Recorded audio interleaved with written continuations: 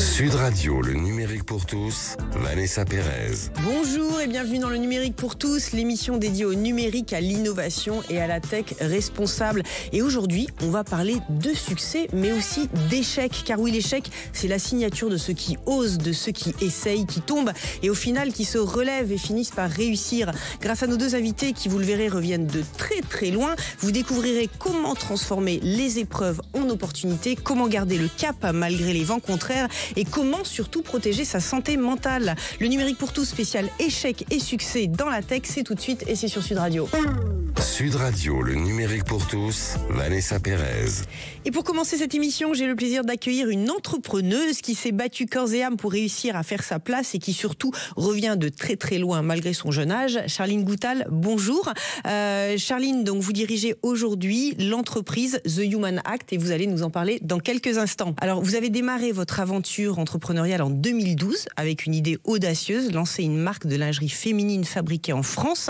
J'aimerais savoir comment a commencé cette aventure et qu'est-ce qui vous a motivé justement à disrupter un petit peu ce marché ? Alors, deux choses. La première, c'était vraiment une image de la femme qui était hyper sexualisée sur le marché de la lingerie et dans lequel je me reconnaissais pas forcément et j'avais envie d'insuffler vraiment un vent de légèreté, en fait, d'audace, de fun dans ce marché-là. Et puis le deuxième, c'est que quand je me suis lancée en 2012-2013, la lingerie ne se vendait pas encore véritablement sur Internet. C'était un peu un canal poubelle. Donc on faisait du déstockage de lingerie sur Internet, mais il n'y avait pas les marques installées comme aujourd'hui, ça paraît faux, mais qui vendaient de façon qualitative via le digital. Et donc j'étais une des premières marques donc qu'on appelle digital native à vendre de la lingerie purement en ligne. Donc là, vous faites évoluer la marque et j'ai envie de dire, c'est le drame. Oui, alors ça a duré 10 ans quand même. On a pu se développer outre le canal du digital, mais on a développé des pop-up stores. Donc c'est des magasins éphémères en fait sur quelques mois. Ensuite, on a développé le multimarque. Donc on a été dans des boutiques multimarques. On a vendu aussi dans des centres commerciaux prestigieux en Asie, en Chine notamment et aux États-Unis. Ensuite, on a été aussi au Galeries Lafayette, BHV, etc. Et on a ouvert finalement nos deux boutiques, notamment un flagship rue Vieille du Temple à Paris. Et en fait, là, on a pris là, on est en quelle année ? On est en 2017. D'accord. Et 2017-2018, et là a commencé les grèves SNCF. Donc il a commencé à avoir pas mal de choses, pas mal de manifestations à Paris.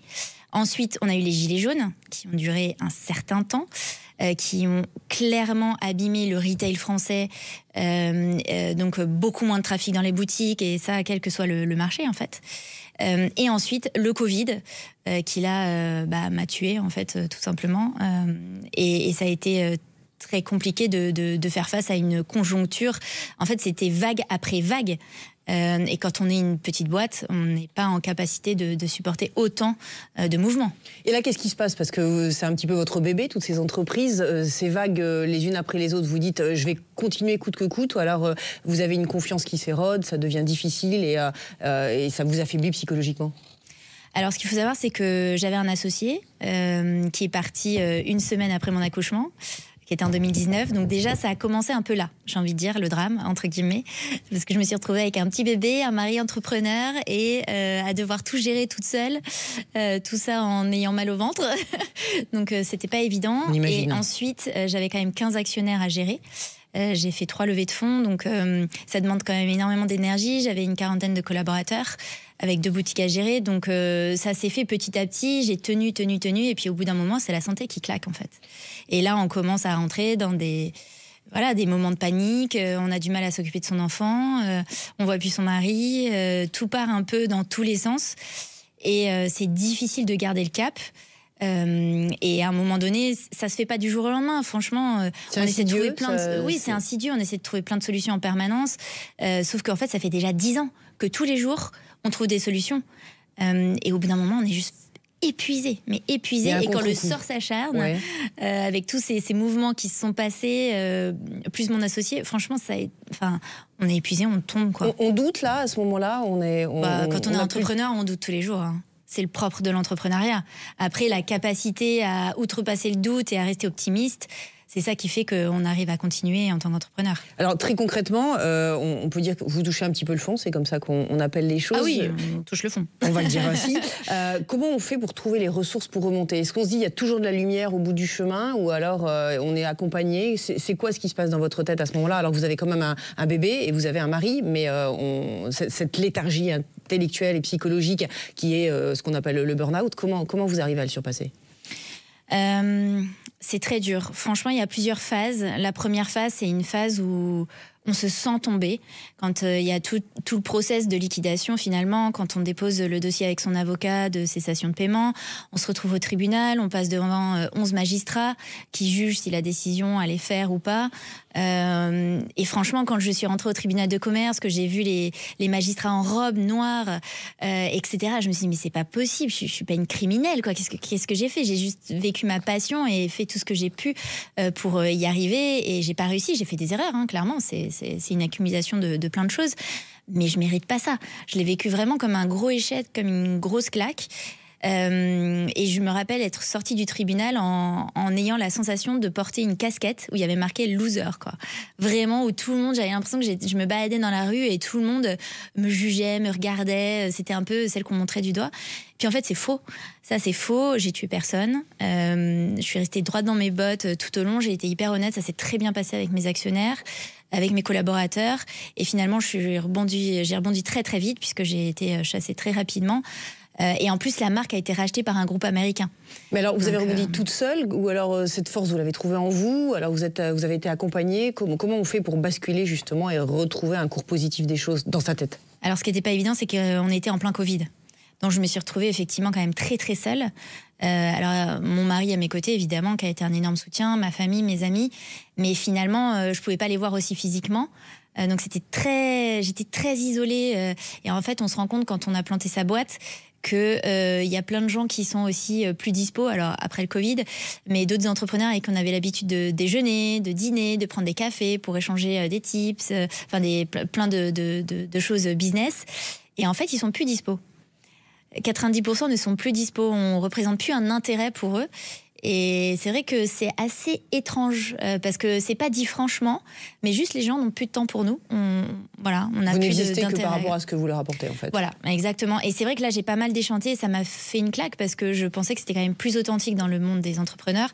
Et en fait, ça l'est pas véritablement. Évidemment, il y a des exceptions et ça m'a rapproché avec certains entrepreneurs. Mais c'est vrai que dans l'écosystème au global, je réapparais en ce moment parce que je relance une boîte. Alors justement, cette combativité, depuis 2024, vous l'avez remise au service d'une entreprise qui s'appelle The Human Hack.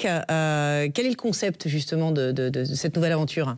Alors l'idée de The Human Hack, c'est vraiment le bilan de toute mon expérience vécue et traversée. Ce qu'il faut savoir, c'est qu'après, j'ai été 3 ans en salariat, après avoir liquidé ma société, au sein d'un grand groupe au comité de direction. Et ensuite, j'ai repris mes études en neurosciences et naturopathie. Et fort de tout ça, j'ai décidé de rallier 2 mondes, de créer un pont entre la santé et le business. Parce que c'est vraiment ce qui m'a manqué, moi. Et je me suis rendu compte que j'avais perdu mon équilibre, ma santé, et qu'on ne pouvait pas être dans la performance tant qu'on n'était pas en santé. Non pas malade, mais pas en pleine santé. Ça, c'est une grande différence. Être en santé, c'est pas ne pas être malade, juste. C'est être au maximum de ses capacités cognitives, notamment, et physiologiques. Et ça m'a permis, au travers de mes études, de creuser ce sujet-là et de donner une nouvelle définition, une nouvelle perspective au mot performance. Finalement, qu'est-ce que c'est la performance ? C'est être au maximum de ses capacités tout en restant dans son écologie. En ne puisant pas éternellement dans ses réserves et un jour, boum, la lumière s'éteint, c'est terminé, on tombe et après il faut des années pour se reconstruire, chose que j'ai vécue évidemment. Et du coup, en allant accompagner les dirigeants de façon holistique pour qu'ils se rendent compte de l'impact de leur santé, comment fonctionne leur physiologie, leur cerveau et comment leur prise de décision est impactée par leur hygiène de vie, ça donne du sens. Donc moi aujourd'hui, à travers The Human Hack, j'ai un média, donc un podcast, vous l'avez mentionné, The Human Hack. On l'a sur YouTube et toutes les plateformes d'écoute. Et aussi, j'accompagne les dirigeants au travers un coaching qui est totalement global au point de vue business pur et aussi santé holistique. Je fais des conférences en entreprise et je suis en train de travailler sur l'ouverture d'un incubateur pour les entreprises biomimétiques. Alors, Charline, comme tout le monde n'est pas dirigeant, mais tout le monde a des projets, tout le monde a une entreprise avec un grand E, qu'on soit maman, bénévole ou entrepreneur ou dirigeant. C'est quoi le conseil en 1 minute que vous souhaiteriez leur partager par rapport à votre expérience ? Il y a 3 clés qui sont hyper importantes, qui paraissent hyper basiques et du coup on s'y intéresse pas. C'est 1, la qualité de notre sommeil et la durée de notre sommeil. 2, c'est notre nutrition. Vraiment l'alimentation, c'est notre premier médicament, hein, c'est Hippocrate qui disait ça. Et 3, c'est l'activité sportive. Si déjà on arrive à intégrer dans notre routine, chose qui est très très difficile aujourd'hui, mais si on arrive à intégrer dans notre routine ces 3 éléments clés là et qu'on le fait en conscience et accompagné, parce que tous les sports sont pas bons, tout ce qu'on entend sur la nutrition, il y a beaucoup de choses à démêler. Finalement, on arrive déjà à 80% de notre performance. Merci Charline Goutal. Je rappelle que vous êtes à l'initiative de la société The Human Hack. Restez avec nous, on marque une courte pause avant de découvrir le parcours d'une entrepreneuse dont la mission est d'optimiser votre pouvoir d'achat. Le numérique pour tous spécial entrepreneur résilient, ça continue dans quelques instants et c'est sur Sud Radio. Sud Radio, le numérique pour tous, Vanessa Pérez. Et pour continuer cette émission, j'ai le plaisir d'accueillir Arbia Smithy. Bonjour Arbia. Bonjour. Donc vous êtes également entrepreneuse et vous avez fondé l'entreprise Rosalie. Alors même question que Charline, d'où est venue l'idée du concept de Rosalie? Alors moi c'était justement au moment des Gilets jaunes, fin 2019, en écoutant les fins de mois difficiles, chose que je connais très très bien, et en regardant vraiment quelles sont les solutions réelles qu'on peut apporter pour améliorer la santé financière des gens et changer avec un impact très très fort social leur vie. Et je suis tombée sur un modèle américain qui cartonnait aux États-Unis, en Angleterre et dans pas mal de pays, qui s'appelle le salaire à la demande. Comment donner aux gens en fait accès à leur salaire gagné quand ils le souhaitent. On n'est plus vraiment sur la paye en fait sur 30 jours. Donc apporter une vraie flexibilité pour remplacer les découverts bancaires, les prêts à la consommation. Et donc j'ai eu l'idée d'être pionnière et d'importer justement ce concept, l'adapter sur le marché européen et justement lancer Rosalie en 2020. Alors vous allez nous expliquer très concrètement comment ça fonctionne parce que ça concerne beaucoup d'auditeurs, mais avant j'aimerais parler à la femme derrière l'entrepreneuse. Votre famille est originaire de Tunisie, vous avez connu, comme vous le disiez en introduction, des difficultés financières des milieux populaires avec les comptes à vide à partir du 10 du mois. Cette aventure entrepreneuriale, c'est un combat, c'est une revanche personnelle? Oui, parce qu'en fait ça me touche, l'impact social, vivre en fait en voyant mes parents toujours la tête dans les factures. Je pense que voilà, beaucoup de gens en fait ont vécu ça. Et en regardant du coup des statistiques, comme tout ingénieur ou entrepreneur, on se rend compte en fait que la France est absolument pas loin de la culture de dette à laquelle en fait on penserait quand on sait qu'un Français sur 2 en fait recourt systématiquement aux découverts bancaires chaque mois. Quand on sait que les Français payent aujourd'hui 7 milliards d'agio chaque année, quand ils payent aussi 20 milliards de taux d'intérêt sur des microcrédits. Donc en fait c'est juste une méconnaissance et un manque d'éducation financière qu'on sent, mais malheureusement la majorité des Français, il leur reste moins de 100 € en fait à partir du 10 du mois. Et donc la promesse que vous faites justement avec Rosalie, c'est de ne plus être à découvert. C'est vraiment les sortir petit à petit justement de ce cercle d'endettement, en leur apportant des alternatives plus saines, plus éthiques, et en les aidant, en les éduquant financièrement justement à mieux gérer leur argent. Alors très concrètement, parce que la finance ça peut faire peur, comment fonctionne l'application? On va sur l'application Rosalie et là comment on est pris en charge et quelle est votre promesse? Bien sûr, on télécharge une simple application qui s'appelle Rosalie sur Apple Store, Google Store, et on voit automatiquement en fait notre salaire gagné s'afficher. C'est ça notre innovation technologique. C'est-à-dire il y a 2000, 3000 ou 4000, vous voyez sur l'écran de l'application 2000, 3000 ou 4000 ou un peu moins parfois?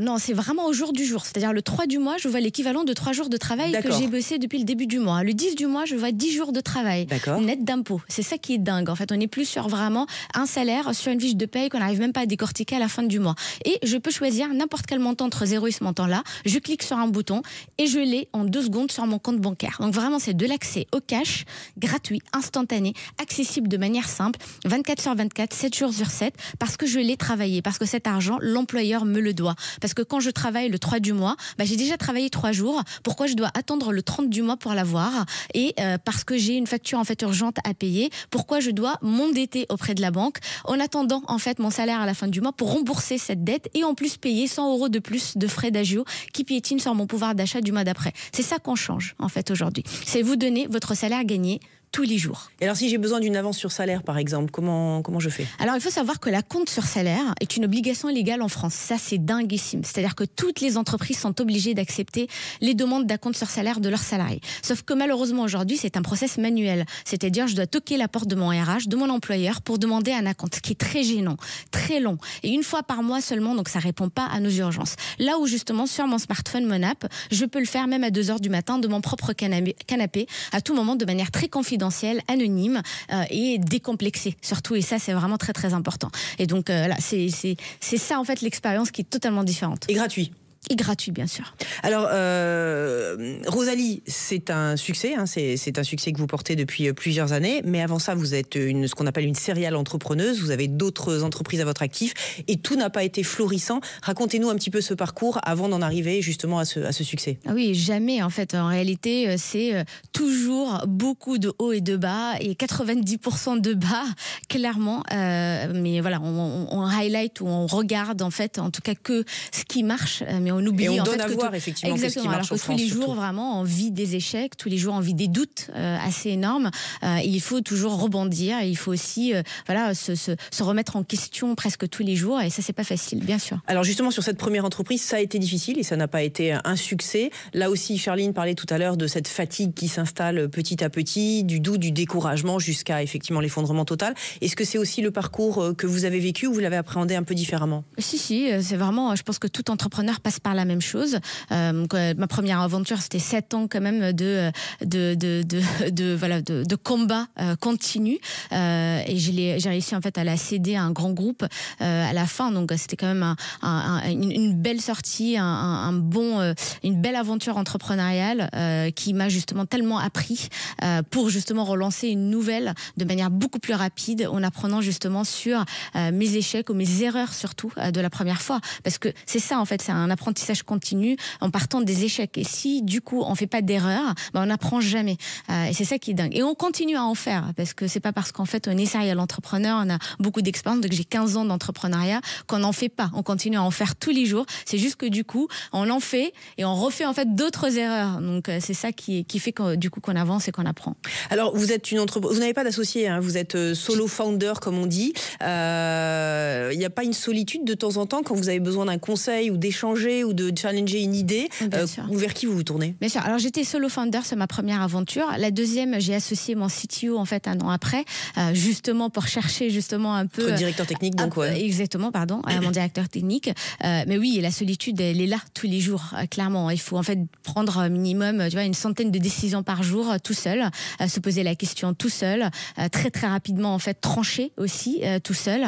Parfois, on n'a pas en fait quelqu'un en face pour faire des ping-pong ou justement de challenger ses idées, ce qui est très très très dur. Et quand on passe par des moments de doute, malheureusement, on vit ces doutes-là aussi tout seul. Et ça, c'est très très dur. Et parfois aussi, même les moments en fait de joie et de victoire, en fait, on n'a pas quelqu'un avec qui les partager. Ça, c'est très très difficile. Et c'est pour ça que c'est très très important de bien s'entourer.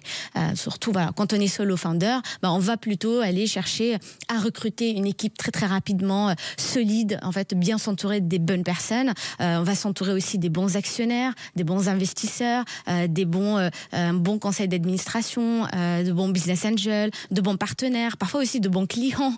C'est bien aussi. C'est très très important parce que on va puiser justement l'énergie on va justement les appeler à tout moment. On va aussi faire justement ce ping-pong de prise de décision avec les bonnes personnes parce qu'elles ont expertise en tout cas dans les sujets où j'ai pas. Enfin, on peut pas être complet, on peut pas être parfait. Alors il y a quelque chose d'admirable, c'est que vous avez une réelle mission sociale avec Rosalie qui répond aux enjeux de chacun des citoyens, de chacun des Français. Et paradoxalement, vous dénoncez quelque part la lumière et les ponts que soit les institutions, soit les industries créent avec vous, alors que vous avez vraiment une raison d'être qui est profondément ancrée.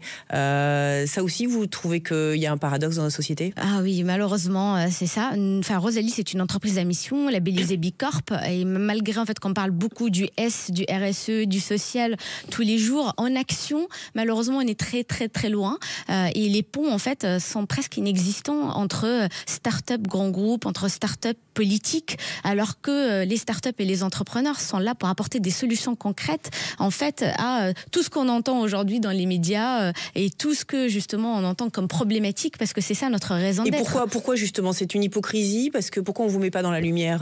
Parce que ça n'est pas rentable, parce que ça n'est pas clivant, c'est quoi le sujet? Non, je pense en fait d'abord c'est culturel, parce que quand on regarde par exemple les pays anglo-saxons où vraiment la démarche est totalement différente, où culturellement en fait les grands groupes vont plutôt miser sur les innovations dès le départ et ne pas hésiter à tester, quitte à justement à les enlever très très rapidement parce que ça ne marche pas. En France, culturellement, c'est très différent. Les cycles sont très très très très très longs pour rentrer vraiment ou mettre un pied dans la porte en quelque sorte avec une grande entreprise, parce qu'elles ont l'habitude de travailler avec les mêmes prestataires, parce qu'on on se rassure quand on travaille pendant 10 ans, 15 ans avec les mêmes, et on a peur du changement, on a peur parfois de l'innovation, etc. Et ça, c'est très, très, très difficile. Mais par contre, quand vous rentrez, vous restez. Alors voilà, il y a des inconvénients et il y a des avantages. Mais malheureusement, pour une start-up, du coup, on peut pas survivre en fait à des années pour rentrer. On peut mourir en fait avant même d'entrer. Ouais. Arbia, 1 minute pour conclure, vraiment comme Charline, sur vraiment les conseils. Alors tout le monde n'est pas entrepreneur, mais tout le monde a des défis à accomplir, que ce soit sur une petite entreprise, dans sa région, ou une ambition plus importante. C'est quoi vos 3 conseils clés? Alors on vous sent très très fort, tout le monde n'est pas aussi fort que vous, mais quels seraient les 3 conseils que vous aimeriez partager? Alors déjà, pour ceux qui veulent entreprendre, c'est toujours sauter, ne réfléchissez pas, parce que dès qu'on réfléchit, parfois en fait on va avoir 1000 questions, on va douter et on va pas le faire, donc il faut sauter et le faire.